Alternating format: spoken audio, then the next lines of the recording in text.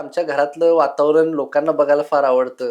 आमच्या वहिनी आहेत, आमचा आता अमरेंद्र झालाय. अमरेंद्र तर आमच्याहून फेमस झालाय. त्यामुळं लोकांना फार बघायला आवडते आणि आम्हाला काही लाज वाटतच नाही. कारण हं. आम्ही जे काय आहे ते आहे. आम्ही आमच्या मोठ्या बंधूंना, माझ्या वहिनींना आम्ही खूप सन्मान देतोय. म्हणजे माझ्या वहिनीसुद्धा माझ्या भावाचे सुद्धा पाया पडतात घरात. हं, मी हं. सुद्धा माझ्या भावाच्या पाया पडतोय. म्हणजे असं आम्ही एकमेकांबरोबर आमचं एक बॉन्ड आहे आणि तसं सर्व लोकांनी ठेवला पाहिजे. मी लिटरली सगळ्यांना असं म्हणलो, की जरा सगळ्यांचे खांदे रिलॅक्स करा, जरा आखडू नका. हां. आपला हा युवा मोर्चाचा कार्यकाल आहे ना, तो असा असणार आहे, की जसं आपल्याला म्हणतात ना, शाळेतले दिवस परत येत नाहीत. हं. तो तसा आहे.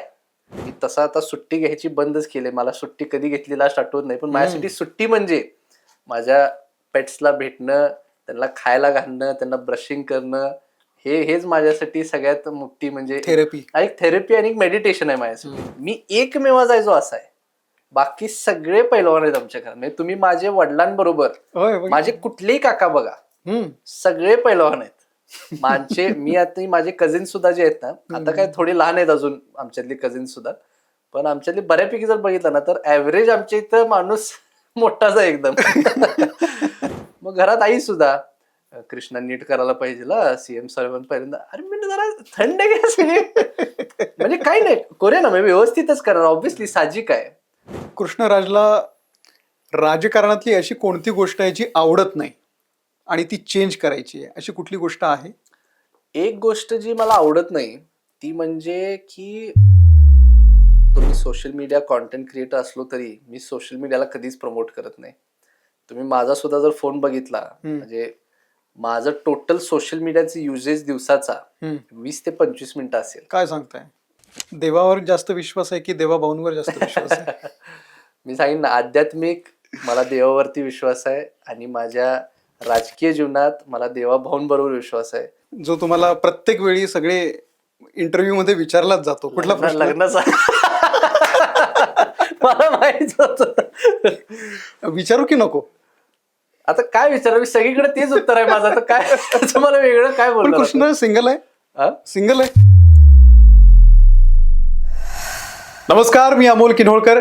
महाराष्ट्र टाइम्सच्या या खास पॉडकास्टमध्ये आपल्या सगळ्यांचं स्वागत. आज आपल्याकडे जे पाहुणे आलेले आहे, खरं तर त्यांची फार ओळख करून द्यायची गरज नाहीये, कारण युट्यूबच्या माध्यमामधून एक युट्यूबर म्हणून ते महाराष्ट्राच्या घराघरामध्ये पोहोचलेले आहेत. पण आजच्या मुलाखतीचा विषय थोडासा वेगळा आहे, कारण भाजपनं आपली एक नवीन फळी, एक तरुण नेतृत्व मैदानामध्ये उतरवलेलं आहे आणि भाजपच्या युवा मोर्चाचे प्रदेश अध्यक्षपदी त्यांची निवड केलेली आहे. अर्थात बऱ्याच लोकांनी ओळखलेलं असेल नाव कृष्णराज महाडिक सध्या आपल्यासोबत आहेत. कृष्णराज, तुमचं खूप खूप स्वागत आहे महाराष्ट्र धन्यवाद, टाइम्स धन्यवाद, मध्ये. आभारी आहे.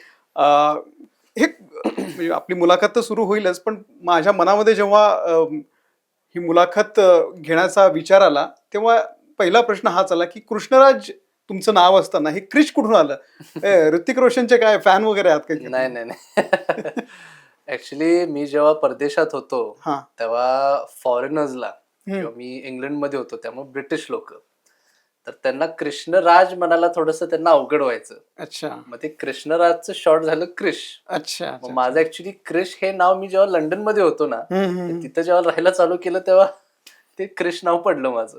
अच्छा, बरं. मग मी कृष्णराजच म्हणतो, काही कारण काही तुम्हाला जे जे पाहिजे ते म्हणा, काय प्रॉब्लेम. कृष्णराज, भाजपच्या युवा मोर्चाचे प्रदेशाध्यक्ष म्हणून तुमची निवड झाली. खरं तर त्याबद्दल तुमचं अभिनंदन सुरुवातीलाच.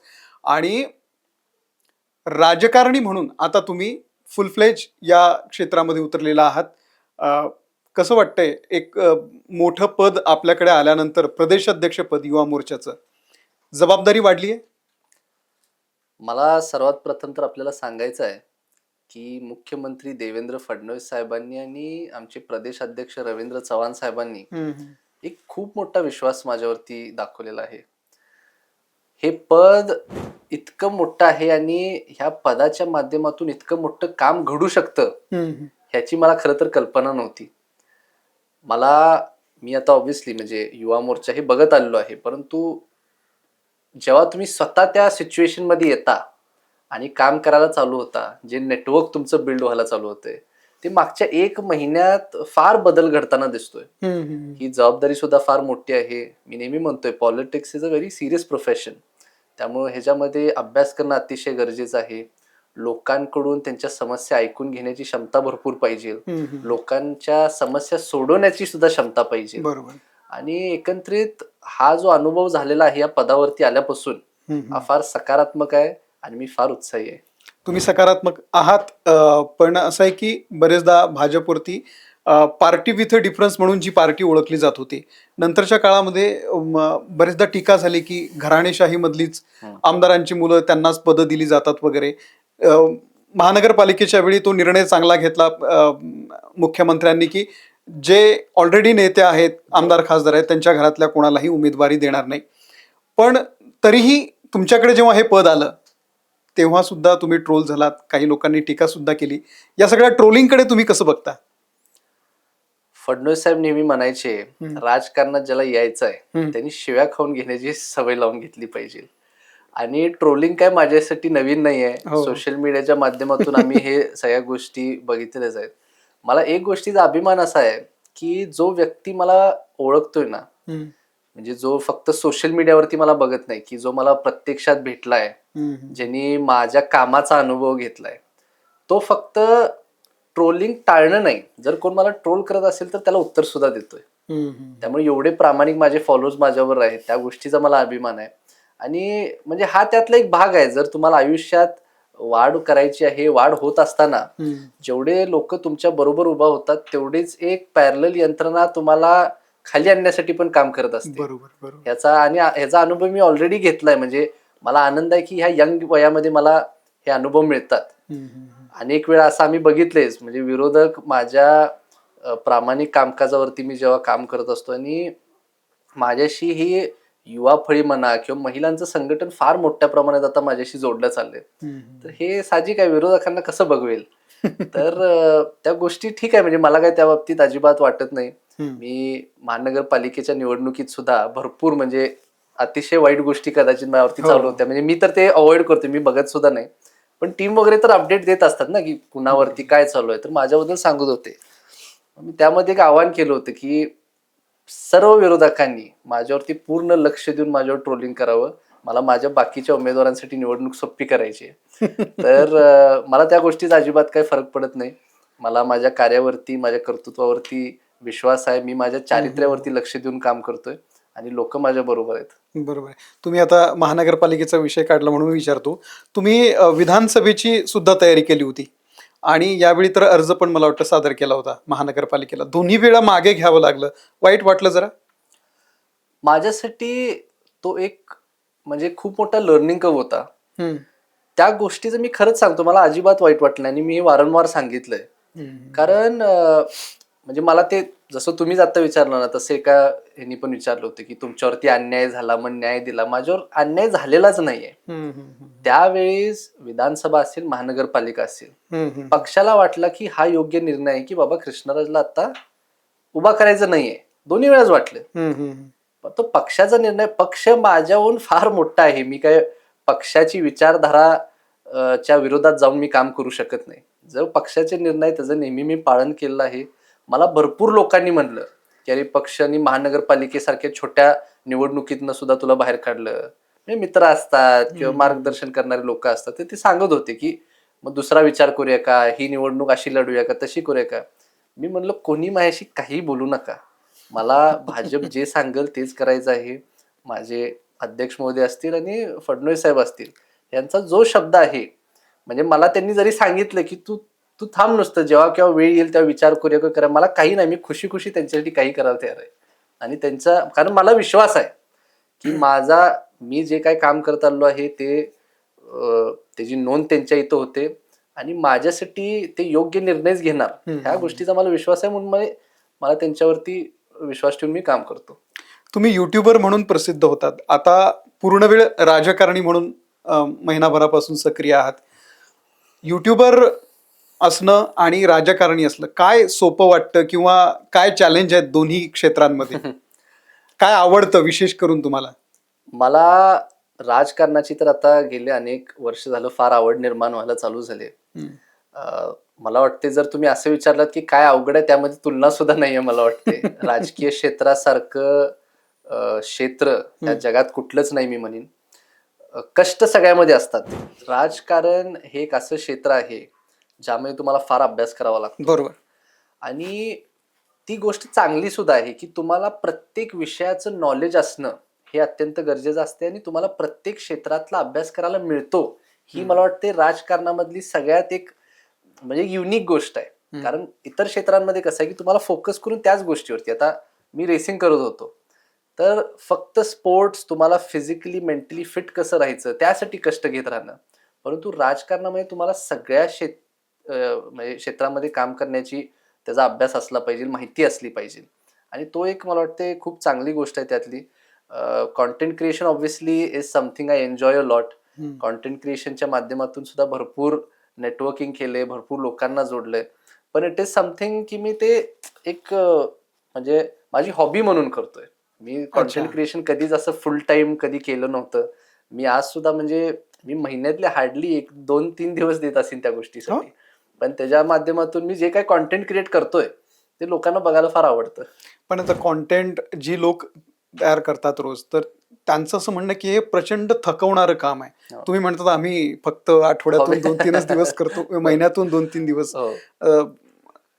कॉन्टेंट क्रिएशन करणं म्हणजे सुरुवात तर मला हाच प्रश्न विचारायचा की हे तुमचं जे व्लॉगिंग आहे किंवा युट्यूबवर म्हणून तुम्ही जे काम करताय ते कधीपासून सुरू झालं?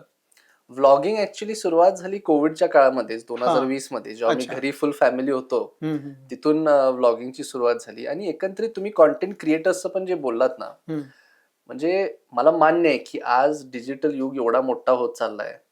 येणाऱ्या काळात सुद्धा आपल्याला टेक फील्ड्स, टेक कंपनीज हेच मोठं होताना दिसणार. परंतु कॉन्टेंट क्रिएशन मध्ये ना, म्हणजे हे व्लॉगिंग वगैरे हे सगळं एक भाग आहे. तुम्ही जर प्रॉपरली एन्फोटेनमेंट ह्या सगळ्या गोष्टींवरती जर खरंच प्रोफेशनली काम करत असला तर तो पण ठीक आहे. पण जे मजा मस्ती म्हणून, एंटरटेनमेंट म्हणून जे व्लॉगिंग करतात ना, तो एक फुल टाइम प्रोफेशन म्हणून सस्टेन करणं इज व्हेरी हार्ड. तर मी कधी कुठल्याही युवकाला, युवतीला असं सल्ला देत नाही की तुम्ही ह्याच्यामध्ये फुल टाइम करिअर करू शकताय त्यामध्ये जावा. ते ऍक्च्युली म्हणजे ते खूप रिस्की आहे. इन द लॉंग रन काय आहे, कारण आजचे डायनामिक्स एवढे बदलत चाललेत. तुम्ही आज बघा AI मुळे किती मागच्या 4-5 वर्षात किती बदल घडलाय. लोकांच्या कामाच्या पद्धतीत किती फरक दिसतोय आपल्याला. कित्येक जॉब्स आता म्हणजे जाताना आपल्याला दिसत आहेत. त्यामुळं म्हणजे तुम्ही बघा मोठे मोठे टेक कंपनी सुद्धा जे आहेत ना, 5-10 लोकांची टीम आहे त्यांची. एखादी एवढी मोठी इंडस्ट्री किंवा $multi-billion कंपनीज रन करायला साहजिक आहे की आपण असंच विचारतो की हजारो एम्प्लॉईज असतील. परंतु आज असे $1 billion टेक स्टार्टअप्स आहेत ज्यामध्ये 5 ते 10 लोक काम करतात. त्यामुळं हा एक फुल time career content creation, entertainment म्हणून हे खूप रिस्की आहे. त्यापासून लोकांनी सावध राहून विचार करून काम करावं. अच्छा, कधी वाटलं की आपण आता फुल टाइम राजकारणामध्ये यावं? असा एक वेळ येते ना, असा एक क्षण येतो की अरे आपण आता फुल टाइम राजकारणामध्ये यावं, असं कधी वाटलं तुम्हाला पहिल्यांदा? नाही, फुल टाइम राजकारणामध्ये यावं असं कधीच डोक्यात नव्हतं. मी जेव्हा जेव्हा काम करत गेलो आणि जेव्हा जेव्हा मतदारसंघामध्ये सर्वेज होत होते किंवा चौकशी व्हायची, तेव्हा माझं एक उमेदवार म्हणून जेव्हा नाव पुढे येत होतं, तिथून कुठं तर राजकीय जीवनाचा मी विचार करायला चालू केला. आणि आज आता एक अशी गोष्ट झाली की म्हणजे तेव्हा एक विधानसभा किंवा एक महानगरपालिकेचा छोटासा वॉर्ड पासून आज मला पक्षांनी संपूर्ण महाराष्ट्र माझ्यासाठी उघडलेला आहे. तर ह्या संपूर्ण महाराष्ट्रामध्ये युवा पिढी जोडणं, मोठ्या प्रमाणात लोक जोडणे, आमचं केडर ऑलरेडी खूप, म्हणजे मी आता भेटलो ना मागच्या 1 महिन्यात, माझा दौरा आता लवकर चालू होतोय, परंतु आता मी बऱ्याच पदाधिकाऱ्यांना भेटलो. एवढे एन्थुझियास्टिक, एवढे एक्साइटिंग मुलं आमच्या केडरमध्ये आहेत ना, की वेगवेगळे नवीन त्यांचे विचार आहेत, कसल्या टाईपचे एक्झिक्युशन करा. म्हणजे आम्ही पण जे आता प्रोजेक्ट आम्हाला राबवायचे आहेत पुढच्या 1 वर्षात, त्याचं आम्ही प्लॅनिंग करतोय. तर त्यामध्ये प्रत्येक युवकाचं आपलं आपलं इनपुट आहे आणि खूप युनिक आहेत, खूप क्रिएटिव्ह आहेत. काम करायला नक्कीच मजा येणार आहे. युट्यूबर म्हणून राजकारणात येण्याचा तुम्हाला फायदा झाला का? म्हणजे आज असं आहे ना की एखादा सिनेमा किंवा एखादी सिरियल जेव्हा एखाद्या अभिनेत्रीला, अभिनेत्याला देतात, तेव्हा त्याचे इंस्टाग्रामवरचे फॉलोअर्स बघतात. तसे तुमचे युट्यूबवरचे फॉलोअर्स बघून तुम्हाला पद दिलं गेलंय का? किंवा ते पद तुम्हाला जेव्हा मिळालं तेव्हा याचाही विचार केला गेला की ऑलरेडी कृष्णराज फार फेमस आहे, त्याच्या मागे खूप काय म्हणतो आपण, खूप त्याला फॉलो करणारे लोक आहे, रोज बरोबर. बघणारे, त्याच्यावर प्रेम करणारे लोक आहे, त्यामुळे हे पद आपण याला द्यावं म्हणजे फायदा होईल पक्षाचा, असा काही विचार झालेला असू शकतो का पक्षाचा? मला आता पद देण्याचं कारण काय आहे हे खरं तर तुम्हाला वरिष्ठ पातळीवरती प्रश्न विचारावा लागेल माझ्यापेक्षा. परंतु माझे फॉलोअर्स फक्त हा. माझं कारण असेल असं मला वाटत नाही. म्हणजे एकंदरीत सगळंच आहे. फॉलोअर्स तर एक भाग असेल त्यामधला. परंतु जे काय आजपर्यंत कामकाज करत गेलो आहे त्यात कदाचित काही गोष्टी त्यांना पटल्या असतील, त्यासाठी असेल. पण एक मी आपल्याला नक्की सांगेन की सोशल मीडिया आणि माझ्या फॉलोअर्सचा म्हणजे खूप पॉझिटिव्हली त्यांनी रिस्पॉन्ड केला आणि मी हे पण ऑब्झर्व केलं की भाजपमधले अनेक आमचे पदाधिकारी हे ऑलरेडी फॉलोअर्स आहेत. हो. त्यामुळे मी आज प्रदेशाध्यक्ष झाल्यानंतर सुद्धा मला अशी एक प्रत्येकाबरोबर फोन करून भेटून बोलून एक वेगळी ओळख सांगणं आवश्यक नाही. हा. मला आता जेवढे काही म्हणजे मागच्या 1 महिन्यात मला एवढे फोन कॉल्स येऊन गेलेत किंवा एवढे लोक येऊन भेटून गेलेत, तर त्यातला प्रत्येक जण मला सांगतो की आम्ही तुम्हाला इतकी वर्ष झालं फॉलो करतो किंवा माझी आई तुमचे व्लॉग्स बघते, माझ्या फॅमिलीमध्ये आम्ही सगळेजण एकत्र बघून तुमचा कॉन्टेंट बघतो. त्यामुळे डेफिनेटली ती एक गोष्ट आहे की त्याचा मला खूप चांगला एक बेनिफिट आहे की मी जिथं कुठं जाणार की माझ्या म्हणजे मला एक मानणारा वर्ग माझ्यावर तयार आहे ऑलरेडी आणि त्यांना घेऊन आता इथून पुढे काम करायचं आहे. पण एक म्हणजे मी पण तुमचे बरेच व्लॉग्स बघत असतो तुमचं युट्यूबवरती. राजकारणी लोक ना मुख्यतः आपलं स्वतःचं खाजगी आयुष्य मोस्टली दाखवत नाहीत.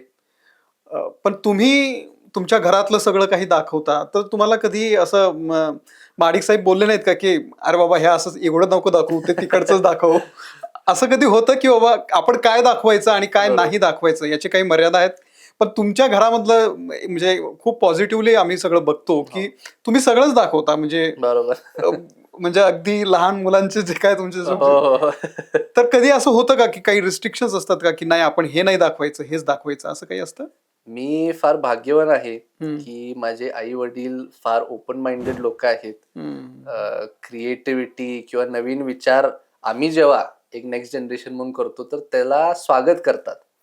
आणि मी बघितले की आमचं काय आहे, आमची आज फॅमिली म्हणून किंवा आज आमचं घर बघत असताना किंवा लोकांना ऍक्च्युली माहिती आहे की आमची पार्श्वभूमी राजकारणात यायच्या आधी my father was a successful businessman. अच्छा. मी माझे वडील, माझे दोन्ही मोठे भाऊ हे हम्म. पूर्णपणे ह्याच्यात Business बिझनेसमध्ये सक्रिय आहेत. वडील पण राजकारणात तसं 2014 मध्ये आले. त्याच्या आधी ते पण प्युअरली बिझनेसच करत होते. त्यामुळे आमच्याकडे जे काय आहे ते आम्ही बिझनेस थ्रू उभा केला आणि आधीपासून आहे, म्हणजे आम्ही नवीन आता असं काहीच नाहीये. त्यामुळे लोकांना ते माहितीये आणि खरं सांगायला गेलं तर मर्यादा काहीच नाहीये. म्हणजे वडील तर खूप सपोर्ट करतात, आई सुद्धा खूप सपोर्ट करते आणि एकंदरीत आमच्या घरातलं वातावरण लोकांना बघायला फार आवडतं. आमच्या वहिनी आहेत, आमचा आता अमरेंद्र झालाय, अमरेंद्र तर आमच्याहून फेमस झालाय. त्यामुळं लोकांना फार बघायला आवडते आणि आम्हाला काही लाज वाटतच नाही, कारण आम्ही जे काय आहे ते आहे. म्हणजे मी हो. आजपर्यंत कुठलाही व्हिडिओ असा की बाबा तू हे बोल किंवा ते बोल असं मी कधीच ते केलेलं नाही. महत्वाचं, सगळं ऑर्गॅनिक असतं. सगळं म्हणजे जसं आता आपण बसलोय होय. तसं आम्ही जर जेवायला बसलोय आणि काही चेष्टा मस्करी चालू आहे तर मी लिटरली नुसतं माझा फोन काढतोय आणि आय जस्ट स्टार्ट शूटिंग. मग तुम्ही ठरवत पण नाही की आज आपल्याला 12 ते 3 शूट करायचे? काहीच नाही, नाही. काहीच नाही. मग कसं ठरवता की हा आपण आता हे मोमेंट कॅप्चर आता केले मी पाहिजे? तुम्हाला उदाहरण देतो. आता काल माझ्या भावांचा वाढदिवस होता. अच्छा. तर ओके. तसा काही प्लॅन नव्हता, तर ते सुद्धा फॉर्च्युनेटली इथं होते. आम्ही सहज नाश्त्याला गेलो होतो. तर नाश्त्याला गेलो तर आम्ही बोलत होतो. तर मी त्यातल्या थोड्या गोष्टी ब्लॉग केल्या सहज आणि मग ते फुटेज मी आता ब्लॉग मध्ये वापरणार. बरोबर. पण लिटरली असं कारण काय आहे, आमची अडचण अशी आहे की आम्ही एकत्र येतच नाही. आम्ही ऍज अ फॅमिली, माझा बरोबर. पूर्ण कॉन्टेंट हा फॅमिलीवरती आहे आणि फॅमिलीच्या कॉन्टेंट वरनं जे आम्हाला रेव्हेन्यू जनरेट होतो तो मी सामाजिक उपक्रमासाठी हो, वापरतो. हो. तर आता आमची अडचण अशी झाली की आम्ही फॅमिली म्हणून एकत्र यायचंच बंद झालोय. मी आता माझं कोल्हापूरला खूप जाणं कमी होतंय, म्हणजे महिन्यातले हार्डली काही दिवस असतो. माझे वडील दिल्लीमध्ये असतात, माझे मधले बंधू आहेत ते पुणे सोलापूरमध्ये असतात. तर मग आमचं एकत्र येणं अवघड झाले आता. नाही, पण राजकारणामध्ये लोकांची घरं फुटतात. तुमच्या घरामध्ये एवढं छान बॉन्डिंग आहे, याचं सिक्रेट काय? मला आपल्याला खरंच एक गोष्ट सांगू वाटते. आज अनेक ठिकाणी आम्ही बघतोय की खास करून भावाभावांमध्ये खूप भांडण विदुष दिसतं. खूप भांडणं असतात. म्हणजे आम्ही बघतोय की जमिनीवरनं, बिझनेसेसवरनं. मला त्या लोकांना एक आवाहन करायचंय की तुम्ही 2 भाऊ जर असाल आणि 2 गुंठ्याच्या जमिनीसाठी जर तुम्ही भांडत असाल आणि एक गुंठा तुम्ही तुमच्यामध्ये सोडवून घेतला, भविष्यात कधी कुठं अडचण आली तर ते 1 गुंठ्याची जमीन विकायला लागेल, त्यातून जे पैसे असतील ते थोडे महिने चालतील आणि परत तुम्ही अडचणीत येणार. भाऊ जर साथ असेल ना, ह्या जगातली कुठलीही ताकद तुम्हाला थांबवू शकत नाही. म्हणजे हा माझा विचार आहे की भविष्यात किती मोठी अडचण येऊन दे, जेव्हा परिवार, जेव्हा भाऊ बरोबर असतोय, तर तुम्हाला म्हणजे आयुष्यभर तुम्ही आनंदात राहणार. आयुष्यभर तुम्हाला कुठल्या ना कुठल्या तर अडचणीतून मार्ग मिळत जाणार. त्यामुळं परिवार म्हणून तुम्ही सर्वजण एकत्र राहायला पाहिजे. आणि आम्ही वारंवार सांगतोयच आमच्या युट्यूबच्या माध्यमातून, आम्ही तेच मेसेज देतोय की फॅमिली म्हणून एकत्र राहावा. आणि मला आनंद आहे की माझ्या ब्लॉग्सचा सुद्धा खूप चांगला पॉझिटिव्ह इम्पॅक्ट बऱ्याच फॅमिलीजवर होतोय. मला अनेक फॅमिली मेंबर्स फोन करतात की आमचं असं असं भांडण होतं, नाही सांगतात ते समस्या की असं असं होतं, तुमच्या ब्लॉग्समुळे आम्ही गेट टुगेदर ठेवलं आणि परिवर्तन झालं आमच्या घरामध्ये, तर तुमचे आभार मानायचे. तर मी त्यांना एवढं सांगतो की माझे आभार मानायचे काय नाहीत. आम्हाला देवाच्या कृपेने आमचे वडील आई असे आहेत, त्यांच्यामुळं आमच्या घरामध्ये एवढं चांगलं वातावरण आहे. आम्ही आमच्या मोठ्या बंधूंना, माझ्या वहिनींना आम्ही खूप सन्मान देतोय. म्हणजे माझ्या वहिनी सुद्धा माझ्या भावाचे सुद्धा पाया पडतात घरात. मी सुद्धा माझ्या भावाचे पाया पडतोय. म्हणजे असं आम्ही एकमेकांबरोबर आमचं एक बॉन्ड आहे आणि तसं सर्व लोकांनी ठेवला पाहिजे.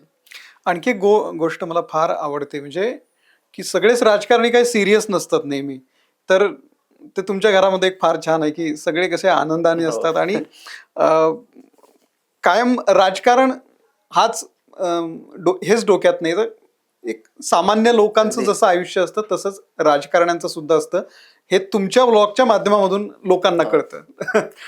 तुम्ही म्हणला ते अगदी खरं आहे. म्हणजे मला कधी कधी प्रश्न पडतोय की एवढे सिरियस होऊन कधी कधी का लोक काम करतात.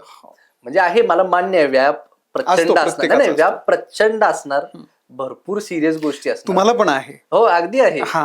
पण म्हणजे मी तुम्हाला सांगतो, मी जेव्हा कधी कधी आमचं आता पार्टीची मीटिंग असतात, मी तर मागच्या काही ह्याच्यात ऑब्झर्व केलं, तर आमची केडर जेव्हा बसलं असतं, आमचे जेव्हा पदाधिकारी वगैरे बसले असतात ना, ते एकदम सिरियस होऊन आता काय पुढचं पक्षाचं धोरण काय, मी त्यांना म्हणतोय पहिलं जरा रिलॅक्स व्हा, सगळे जरा हसा खेळा, आपण युवा पिढी आहे, जे काय करायचं सगळं एन्जॉय करत करायचं. म्हणजे आपण हे तुमच्या पहिल्या मीटिंग मध्ये झालंय? हो, अगदी अगदी पहिल्या मीटिंग मध्ये काय काय काय झालं? मी लिटरली सगळ्यांना असं म्हणलो की जरा सगळ्यांचे खांदे रिलॅक्स करा, जरा आखडू नका. आपला हा युवा मोर्चाचा कार्यकाल आहे ना, तो असा असणार आहे की जसं आपल्याला म्हणतात ना, शाळेतले दिवस परत येत नाहीत, तो तसा आहे. तुम्ही बसले तिथलं प्रत्येक जण भविष्यात कुठं ना कुठं तर एक नेते व्हाल, कुठल्या ना कुठल्या तर संविधानिक पदावरती निवडणूक लढवाल, सगळेजण मोठे होणार तुम्ही. पण प्रत्येक गोष्टीमध्ये समाधान माना. आज आपण इथं बसलो, म्हणजे काल मी तुम्हाला कालचा किस्सा सांगतो. मी काल आता महाराष्ट्र दौरा प्लॅन करत होतो. मला तो प्लॅन करताना पण एवढा आनंद होत होता की बाबा ह्या जिल्ह्यांमध्ये जायला मिळणार, तिथं काय अनोखी गोष्ट काय आहे ती अनुभवाला मिळेल, नवीन लोकांना भेटायला मिळेल, त्यांच्या काही पद्धती असतील त्या शिकायला मिळतील. माझं ह्या गोष्टीमध्ये समाधान आहे की बाबा ही जी संधी मिळाली आहे आणि ह्यासाठी जे काम करायला मिळतंय, म्हणजे मी तर एन्जॉय करत काम करतोय. सगळं आहेत, भरपूर अडचणी येतील, अडथळे येतील, मला वाटते ते सुद्धा एन्जॉय केलं पाहिजे, चॅलेंजेस सुद्धा एन्जॉय केलं पाहिजे लाईफ मध्ये, कारण चॅलेंजेस म्हणून तुम्ही शिकता. असं माझा विचार आहे. पण आता जेव्हा राजकारणी म्हणून काम करताना कुठेतरी ते युट्यूबर किंवा व्लॉगिंग करण्याला थोड्या मर्यादा येत आहेत. मी सांगितलं ना आपल्याला की मर्यादा फक्त वेळच आहे, की आम्ही आता परिवार पण जे आधी खुलेपणा नाही, कृष्णराज एक काय म्हणतो आपण, कुठलाही पद नसताना एक मनमौजी व्यक्तिमत्व होतं, काय कुठलं बंधन नाही, कोणी बॉस नाही वगैरे. पण आता कसं एक जबाबदारी आहे ना ती एक पक्षाची, तर ते त्या जबाबदारीच्या ओझ्याखाली काही अशी बंधनं येतात का की बाबा आपण हेच बोलायचं, आपण खूप काय म्हणतो आपण जे नेहमी आधी सारखं बोलायचो खुलेपणानं, ते आता बोलता येणार नाही, असं काही होतं? मला असं वाटतं की ह्या जबाबदारी बरोबर मला वैयक्तिक सुद्धा फार जबाबदारीने वागणं गरजेचं आहे.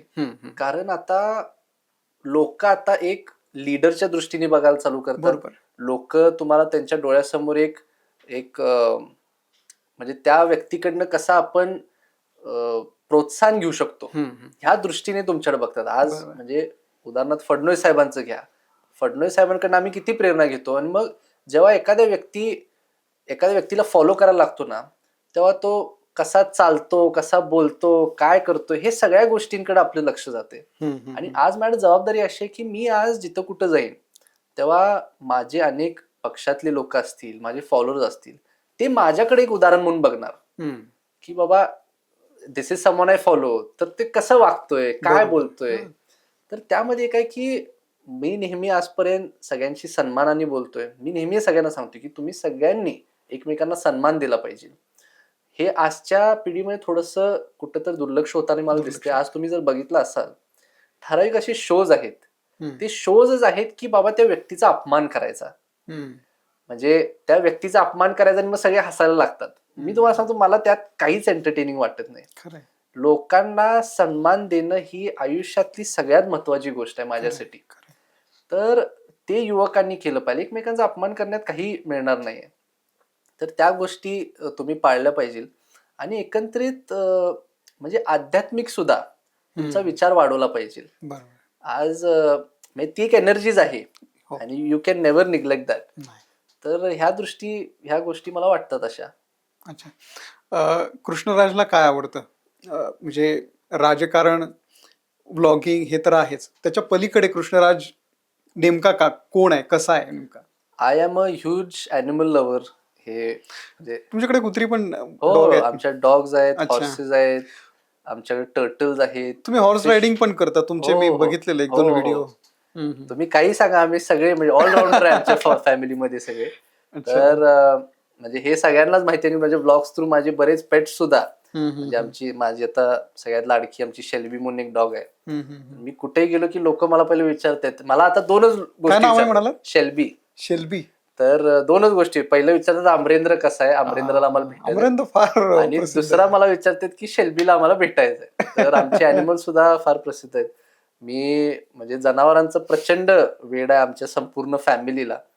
तर म्हणजे राजकारण, ब्लॉगिंग किंवा ज्या काही गोष्टी दिसतात, म्हणजे माझ्यासाठी मी तसा आता सुट्टी घ्यायची बंदच केली. मला सुट्टी कधी घेतली लास्ट आठवत नाही, पण माझ्यासाठी सुट्टी म्हणजे माझ्या पेट्सला भेटणं, त्यांना खायला घालणं, त्यांना ब्रशिंग करणं, हेच माझ्यासाठी सगळ्यात मोठी म्हणजे थेरपी. एक थेरपी आणि एक मेडिटेशन आहे माझ्यासाठी.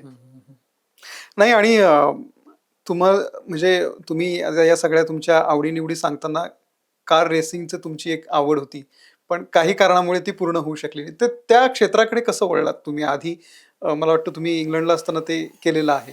हो. तर रेसिंगची सुरुवात आमच्या इथं काय आहे की स्पोर्ट्सला भरपूर प्राधान्य नेहमी दिलं जातं. माझे वडील पैलवान होते, माझे आजोबा पैलवान होते, आणि स्पोर्ट्स तुम्ही गेलात कधी आखाड्यात? गेलो ना, लहानपणी गेलोय.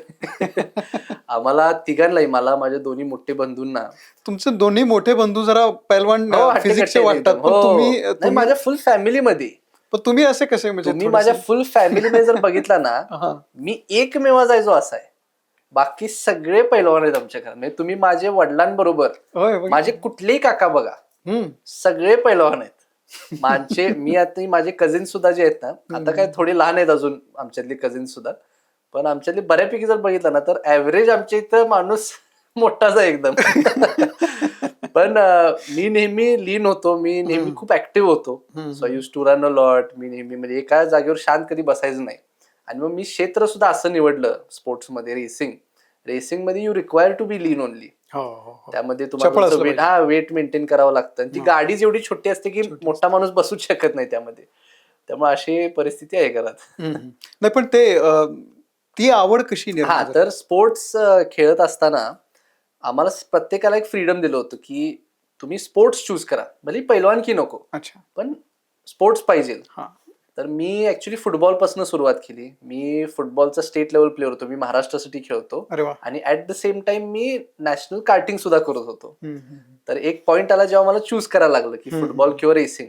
मग मी रेसिंग क्षेत्र चूज केला, त्यात कामगिरी करत गेलो, नॅशनल चॅम्पियन झालो, इंटरनॅशनली गेलो, इंटरनॅशनल चॅम्पियन झालो. आणि हो, फार बरं वाटते. म्हणजे त्या दिवसांची फार आठवण येते. पण आता क्षेत्र बदललंय. पण आता म्हणजे एका मोठ्या राजकारणाच्या घरातला व्यक्ती असण्याचा अनेक फायदे असतात. तुम्ही बरेचदा पंतप्रधान नरेंद्र मोदी, गृहमंत्री अमित शहा, मुख्यमंत्री देवेंद्र फडणवीस यांना भेटलेला असाल. तर या तिघा व्यक्तिमत्वांना भेटल्यानंतर, म्हणजे पहिल्यांदा जेव्हा तुम्ही भेटलात, तर एक डोक्यामध्ये एक इम्प्रेशन येतं ना आपलं, की फर्स्ट इम्प्रेशन या तिघांबद्दल तुम्हाला पहिल्यांदा नेमकं काय वाटलं भेटल्यानंतर? एक माणसाकडून आपल्याला एनर्जी मिळते, एक ऊर्जा मिळते. तर या तिघांकडून काय शिकण्यासारखं आहे आणि तुम्ही काय घेतलं? मी सगळ्यात महत्वाची गोष्ट जी ह्या तिन्ही सन्माननीय नेते मंडळींकडनं शिकलो म्हणजे आपण अनेक वेळा राजकीय लोक अग्रेसिव्हली बोलताना बघतो किंवा अशा काही ना काहीतरी घटना असतात की आपण त्यांच्याबद्दल एक इमेज किंवा एक परसेप्शन तयार करतो. बरोबर. मी तुम्हाला सांगतो, प्रधानमंत्री मोदीजी, सन्मान्य अमित शहाजी, फडणवीस साहेब हे एवढे नम्र आहेत. मला फडणवीस साहेबांचा मी किस्सा नेहमी सांगतोय. मी 9 जूनला त्यांना पहिल्यांदा भेटायला गेलो होतो.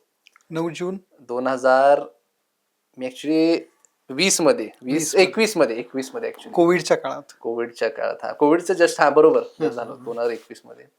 मला अजून सुद्धा आठवते, मी जेव्हा आत गेलो ना खोलीच्या आत, आम्ही लहान मुलंच ना, माझे काही मित्र होते, आम्ही 4-5 जण म्हणजे लहान मुलं त्यांना भेटायला घेतो. ते खुर्चीवरून उठले, आमच्या प्रत्येकाच्या हातात हात दिला आणि आम्हाला खालती बसवलं आणि मग स्वतः बसले. म्हणजे ही नम्रता एवढ्या मोठ्या लीडरकडे असणं. मोदीजींना जेव्हा भेटायला गेलो, मोदीजींच्या पाया पडत होतो, पाया पडून दिलं नाही त्यांनी. अरे नाही कोणालाच बेटा, पडू देत नाहीत पाया. म्हणजे ते आधी मग तुम्ही त्यांच्या पाया पडले की ते पण नमस्कार करायला तर जातात. ते मला अरे नाही बेटा असं नाही करते आणि खांद्यावरती हात टाकला. अमित शाह साहेब तर म्हणजे ते फार कमी बोलतात पण त्यांच्या नजरेतूनच कळून जाते जे काय त्यांना सांगायचं. त्यामुळं अतिशय नम्र, खूपच म्हणजे त्यांची अंडरस्टँडिंग कपॅसिटी पण एवढी असेल. म्हणजे मला सांगा, लाखो करोडो लोक प्रत्येक वर्षी ते भेटत असतील, प्रत्येकाचं ऐकून घेणं. आणि म्हणजे मी तुम्हाला एक किस्सा सांगतो. मी मागच्या 2 आठवड्यापूर्वी दिल्लीमध्ये होतो, तर एका खासदार महोदयांना भेटलो होतो. तर त्यांनी एक मोठा प्रोग्राम ऑर्गनाईज केला होता ज्यामध्ये मोदीजी येणार होते. तर ते यंग आहेत, एकदम MP एकदम यंग आहेत. तर ते मला सांगत होते की मोदीजी वयाने एवढे मोठे असून सुद्धा ना, त्यांना आपले विषय म्हणजे तरुणांचे विषय आपल्याहून व्यवस्थित कळतात. म्हणजे टेक्नॉलॉजी तुम्ही आज जर तुमच्या घरात वडिलांना जर फोनवरती टेक्नॉलॉजी समजायला गेलात तर त्यांना समजणं अवघड असते, साहजिक आहे.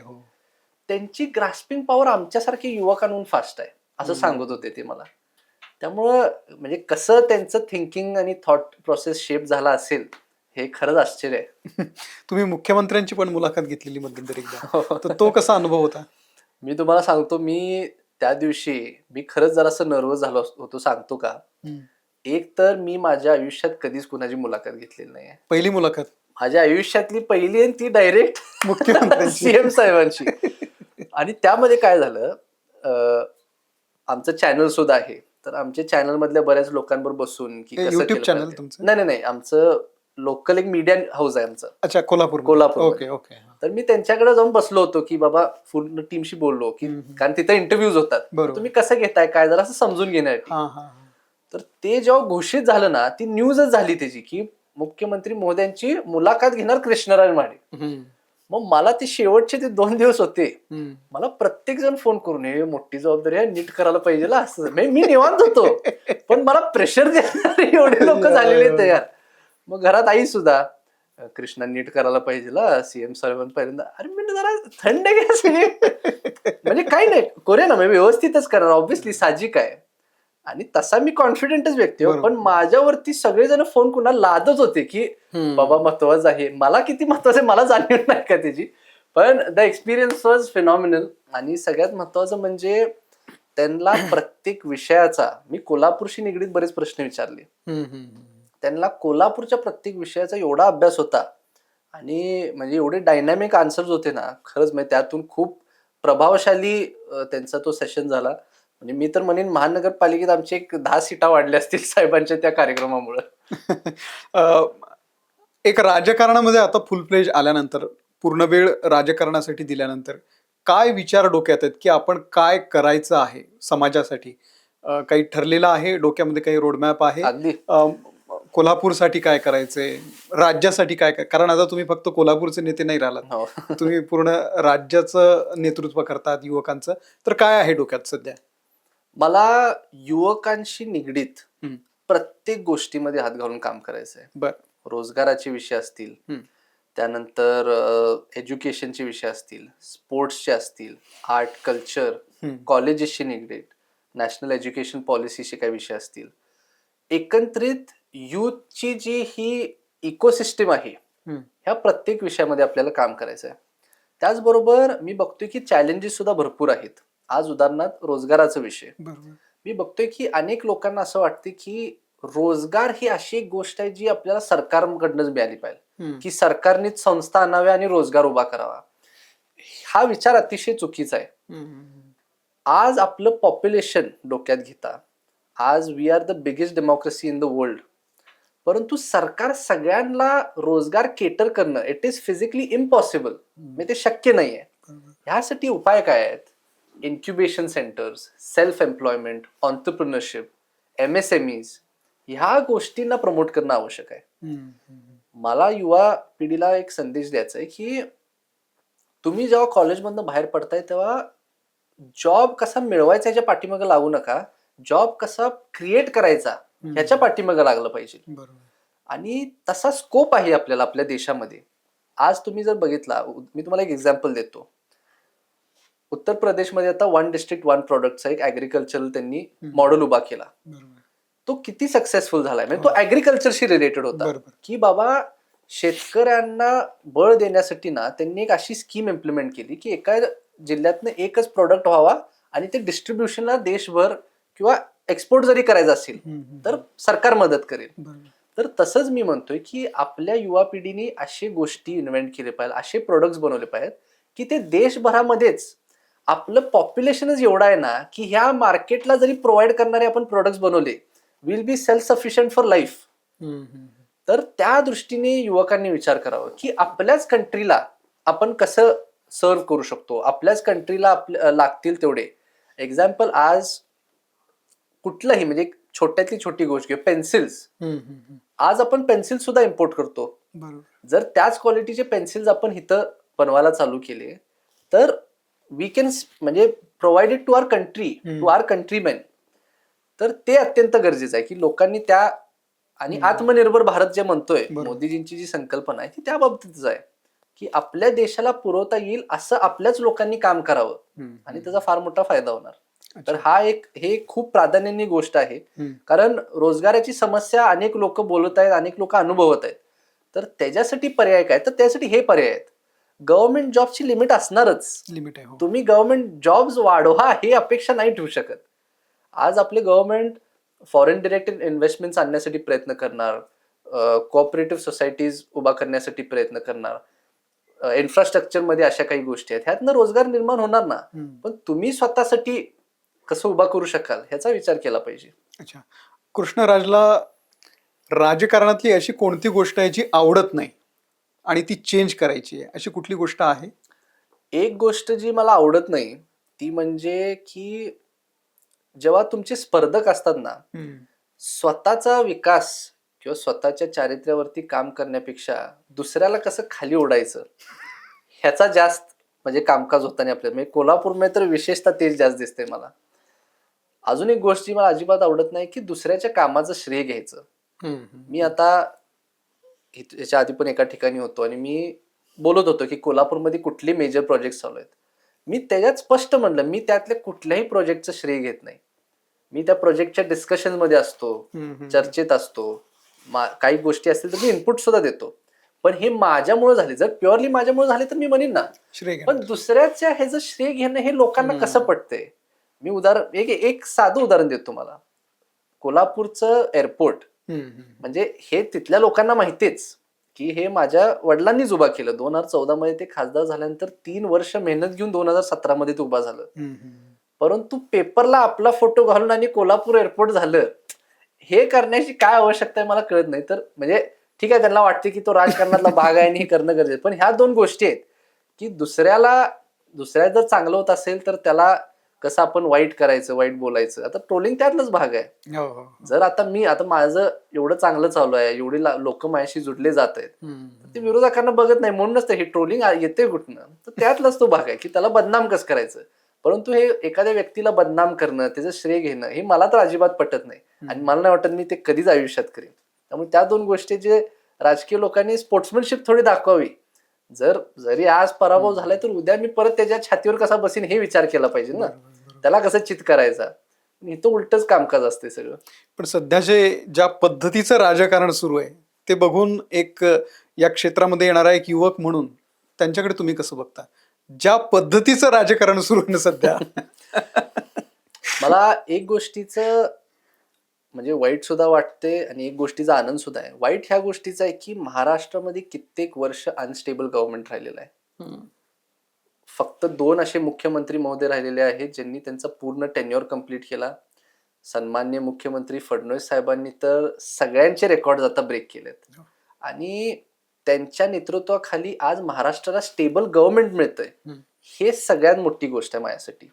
जेव्हा गव्हर्नमेंट अनस्टेबल असतं ना तेव्हा प्रोजेक्ट्स रखडले जातात, लोकांची कामं थांबतात, डिपार्टमेंट्स चेंज व्हायला चालू होतात, लोक बदलायला चालू होतात आणि ते अतिशय घातकी आहे. म्हणजे मी खास करून ते महायुतीनंतर महाविकास आघाडी जी झाली आणि परत महायुती जी झाली ना तो कार्यकाल बघितला तेव्हा शासकीय कामकाजामध्ये एवढे डिस्रप्शन होते, काम होतच नव्हतं.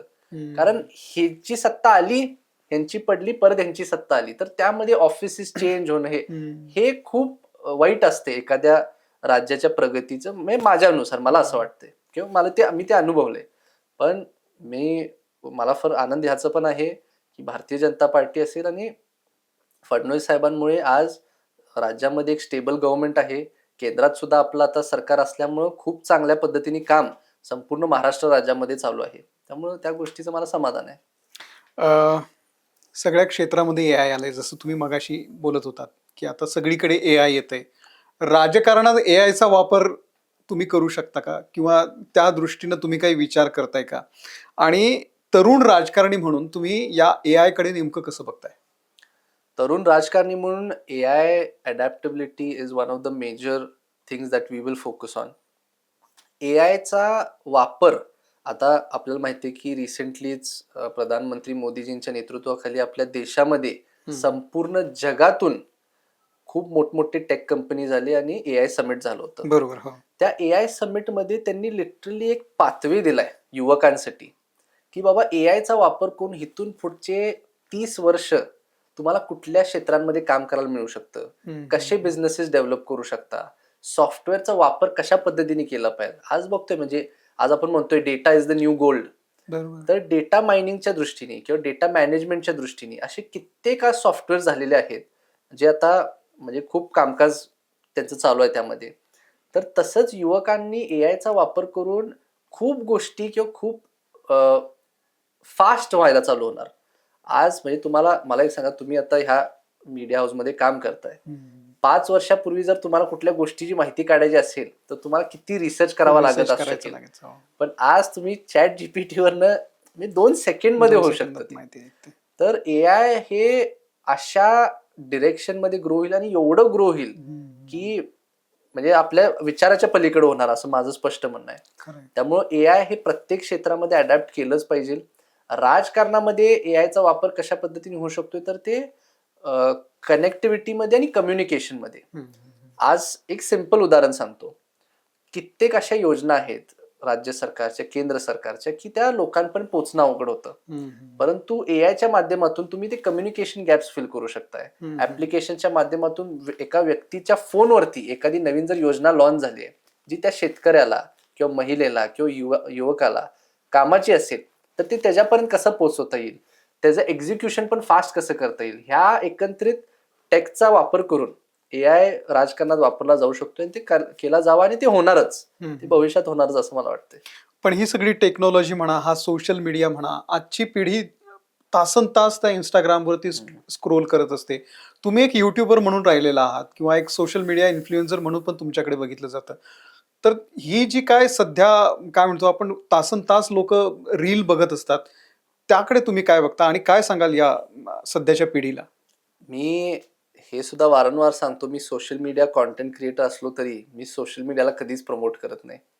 तुम्ही माझा सुद्धा जर फोन बघितला म्हणजे माझं टोटल सोशल मीडियाचं युजेस दिवसाचा 20 ते 25 मिनिटं असेल. काय सांगताय? मी तुम्हाला फोन दाखवतो माझा. मी इनफॅक्ट ते ठेवलेच पण एवढ्यासाठी बिकॉज माय सोशल मीडिया माझ्याबरोबर जे सोशल मीडियाचं काम करतात की काय ना काय पोस्टिंग वगैरे असते तेवढ्यासाठी पक्षाचं काम असतं. मी सोशल मीडिया कधी वापरत नाही, मी कधी ते प्रमोट करत नाही. एकंदरीत तुम्ही म्हणला ते अगदी योग्य आहे की युवकांनी ह्या गोष्टी आता समजलं घेतलं पाहिजे की मोबाईल फोन्स आपल्यामध्ये they haven't been around long enough for us to understand the impact they will have. Social मीडियाचा लॉंग टर्म मध्ये खूप वाईट परिणाम आपल्या डोक्यावरती होऊ शकतो, खरंच होऊ शकतो. कारण आजची पिढीचा आता तुम्ही बघताय अटेन्शन स्पॅन त्या रील्समुळे वगैरे खूप कमी होत चाललाय.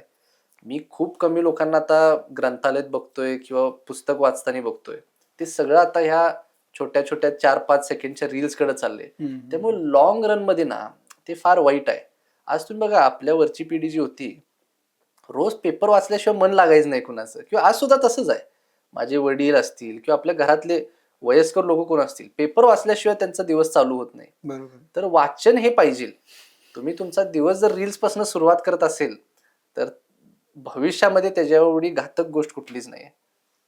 तुमचा देवावर पण विश्वास आहे. तुम्ही प्रचंड काय म्हणतो धार्मिक वृत्तीचे आहात. बऱ्याच ठिकाणी मला वाटतं तुम्ही धार्मिक यात्रा पण केलेल्या आहेत.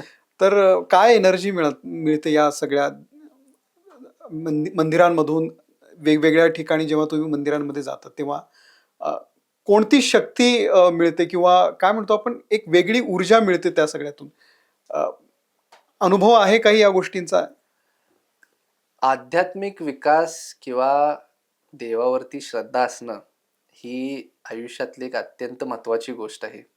मी अनेक देवस्थान नेहमी जात असतो आणि देवाकडनं ऊर्जा मिळणं, देवाचा आशीर्वाद मिळणं हा तर एक भाग आहे. जेव्हा तुमची श्रद्धा देवाकडे असते ना, तेव्हा मला असं वाटते की म्हणजे it is like a guiding light on top of your head. तुम्ही जीवनातली कुठलीही वाटचाल करत असाल, कुठलाही पाऊल घेत असाल ना, तर असे काही संकेत देव देतोच की बाबा हे कदाचित योग्य आहे, हे कदाचित योग्य नाही. म्हणजे असं माझ्याकडे असं वैयक्तिक उदाहरण नाही आहे, पण असे संकेत येत राहतात.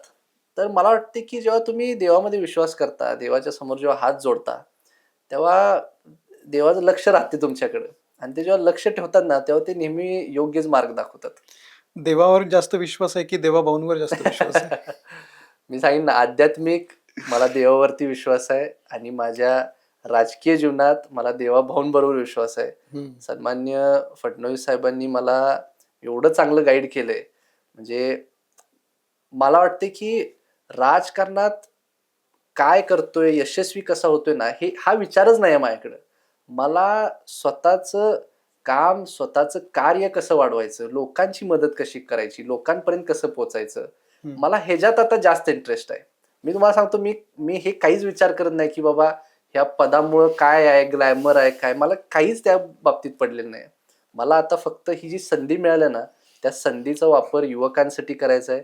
युवकांना माझ्या माध्यमातून शासनाशी जोडले जावेत, वरिष्ठ नेते मंडळींशी जोडले जावेत आणि त्यांचं काम ह्या माध्यमातून व्हावं. म्हणजे I want to be the bridge between our people and the government. कारण आज सत्ताधारी पक्षात असताना सुद्धा त्याचा मोठा फायदा होतोय. तर ह्या ब्रिजचं मला काम करायचंय, मला लोकांची काम ह्या माध्यमातून करायचंय. माझा बाकी दुसरा कुठलाही विचार नाही आणि ते सेल्फ डेव्हलपमेंट कडे जास्त फोकस असणं, ह्याचं कुठं तर मार्गदर्शन मला 100% फडणवीस साहेब असतील आणि चव्हाण साहेब असतील यांनी दिले. पण तुम्ही जेव्हा अर्ज मागे घेतला तेव्हा फडणवीस साहेबांशी काही बोलणं झालं होतं किंवा त्यांचा काही फोन आला होता तुम्हाला की आपण का मागे घेतोय, कशासाठी घेतोय वगैरे? ज्या दिवशी फॉर्म भरला 27 तारखेला 27 तारखेला सकाळी मी फॉर्म भरला आणि फॉर्म भरायच्या आधी माझं साहेबांबरोबर बोलणं झालं होतं, चव्हाण साहेबांबरोबर बोलणं झालं होतं आणि पक्षाचाच तो निर्णय होता म्हणून मी त्याबरोबर पुढे गेलो आणि मी फॉर्म भरला. परंतु केंद्र पातळीवरती पक्षाची परत बैठक झाली आणि त्यामध्ये निर्णय झाला की बाबा कुठल्याही नेते मंडळींच्या घरातलं कोण लढवायचं नाही. मग ते झाल्यानंतर मी पण जरा शॉक मध्ये होतो की बाबा सांगितले पक्षांनी, एवढे सगळ्या गोष्टी आता झाल्या आणि परत तेच सांगायचं की माघार. मग त्यामुळे मी पण जरा असं म्हणजे कन्फ्युज होतो किंवा मलाच कळालं नाही की असं कसं काय. परंतु ते आदल्या दिवशी त्याच दिवशी रात्री मला निरोप आला आणि नेक्स्ट डे सकाळी मला चव्हाण साहेबांचा फोन आला आणि फडणवीस साहेबांनी माझ्या वडिलांना फोन करून सांगितलं की कृष्णाला थांबावं लागेल. मग त्यामुळे साहेबांनी सांगितलं म्हटल्यावर काही प्रश्नच नाही. मग मी काय डायरेक्ट गेलो हे केलं, माघार घेतला आणि मी परत आलो. पण मी जसं सांगितलं की मला म्हणजे त्यांना जर वाटते की ते योग्य आहे तर ते योग्य आहे, कारण राजकारणातला त्यांचा अभ्यास आणि मला त्यांच्यावरती एवढा विश्वास आहे की माझ्यासाठी जे काय ते निर्णय घेतील ते माझ्या पुढील वाटचालीसाठी योग्यच असतील. 2029 मध्ये कुठे बघता तुम्ही स्वतःला? मी सांगितलं ना आपल्याला, मला भविष्यातला मी कुठलाही विचार न करता आज जी माझ्याकडे विचार- जबाबदारी दिली आहे. नाही, ते सगळं बरोबर आहे, आता ते झालं आपलं. पण विधान भवनात बघताय की संसदेत बघताय? नाही, मी आपल्याला सांगितलं की मला पुढे एक स्टेप तर जावीच लागणार आहे आपल्याला. नाही नाही, अगदी मी सांगितलं ना, ते होईलच, मला त्या बाबतीत काही हे नाहीये. पण आता जी जबाबदारी द्यायला त्याच्यावरती फुल फोकस ठेवून माझं काम आहे. मी आता विधानसभेच्या वेळेस म्हणा, महानगरपालिका, एखाद्या संविधानिक पदावरती लढवायचं हे डोक्यात होतच ना, आणि ते करणारच, ते कधी ना कधी तर होईलच. परंतु आत्ता जी जबाबदारी दिली ना त्यावरती फुल फोकस ठेवून भारतीय जनता युवा मोर्चाचं पक्षवाढीसाठी नवीन संघटनेत लोक आणणे, नवीन विचार घेऊन येणे, युवा पिढी नवीन पद्धतीने जोडणे, आता एकत्रित पूर्णपैकी 100% ह्या गोष्टीवरती काम करायचं आहे. आणि हा पक्ष असा आहे, म्हणजे या पक्षाचे मला असे अनुभव आलेत ना की मला फार आता त्यांच्याकडनं प्रेरणा मिळते. म्हणजे ह्या वरिष्ठ पातळीवरती काम करणारे अशा अनेक नेते मंडळी आहेत. मी दिल्लीला सुद्धा गेलो होतो, अनेक खासदार महोदय, मंत्री महोदय, केंद्रातल्या मंत्री महोदयांची भेट झाली. तर प्रत्येकाचा म्हणजे मी असं म्हणेन की पक्षानेच ह्या प्रत्येकाचं नेतृत्व उभं केलंय. त्यामुळे मला ते विश्वास आहे की पक्षावर काम करत असताना प्रामाणिकपणे पक्षाच्या विचारधारेवरती माझं नेतृत्व सुद्धा तयार होईल. निश्चित. आता एक शेवटचा प्रश्न जो तुम्हाला प्रत्येक वेळी सगळे इंटरव्ह्यू मध्ये विचारलाच जातो, कुठला प्रश्न? लग्नाचा. मला माहित होत. विचारू की नको? आता काय विचार, मी सगळीकडे तेच उत्तर आहे माझं, आता काय तुम्हाला वेगळं काय पण बोलणार? कृष्ण सिंगल आहे? हा? सिंगल आहे 100%. अहो अगदी, मी काय सांगू आता, मी तुम्हाला खोटं मग काय आता मी सगळं पब्लिकवर सोडून देतोय. कृष्णराज अवेलेबल आहे, तुम्हाला जोर लावायचा तेवढा लावा. बापरे. नाही का? येस. खूप छान वाटलं. आणि तुम्हाला नवीन जी जबाबदारी मिळालेली आहे त्याबद्दल त्यामध्ये तुम्ही खूप प्रगती करावी आणि येत्या काळामध्ये एक यशस्वी नेतृत्व म्हणून तुमचा एक वेगळा ठसा राजकारणामध्ये उमटावा या शुभेच्छा देतो. आणि आमच्यासाठी खास आज वेळ काढलात त्याबद्दल आपले खूप खूप आभार. थँक्यू, धन्यवाद. थँक्यू.